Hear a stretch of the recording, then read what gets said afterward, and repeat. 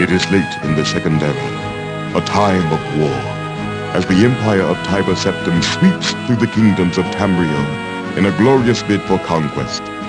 Septim is opposed on all sides, but never more fiercely than by Hammerfell, the ancestral home of the Red Gods. The High King of Hammerfell, Reduard II, resists the imperial invasions even as he sees other kingdoms crumble, until at last, without warning and surprisingly devoid of court treachery, death takes its full measure.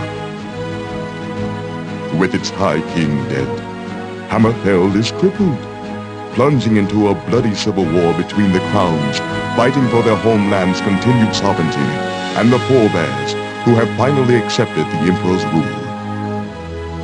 The crowns, led by the heir to Reduard, Prince Ator, are continually victorious, spilling the blood of the forebears across Hammerfell's sands. From his seat of power in the port city of Stros-Makai, Prince Ator slowly reunites his father's unraveled kingdom.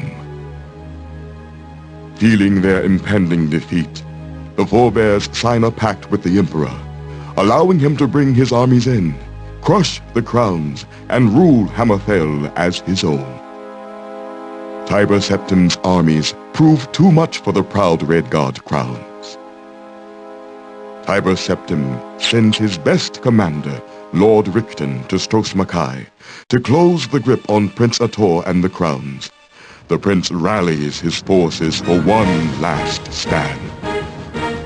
Knowing that Hammerfell's sovereignty is at stake, the crown forces match the might of the empire, meeting them in the harbor of Stros-Makai for the final battle. The fighting is fierce. Lord Richten, having seen the prince's victories at sea before, decides to bring his last resource to the fore. The dragon, Nathalilagus, proud jewel of the imperial crown. Ator commands his archers to ready their weapons, but is struck down himself by Richten's assassin, felled by an arrow whose poison spreads too fast. Ator's wizard attempts to save the prince, but the dragon ends his magic and the crown's hope for victory in a single fiery breath. Having conquered the crowns, the Emperor's forces claim rule over all of Hammerfell. Imperial garrisons are stationed at every city, and Richten himself is named provisional governor of Stros-Makai. Months pass. The Red Guards of Hammerfell, both crown and forebear, learn to live under the new imperial rule, and Tiber Septim extends his reach into the rest of Tamriel.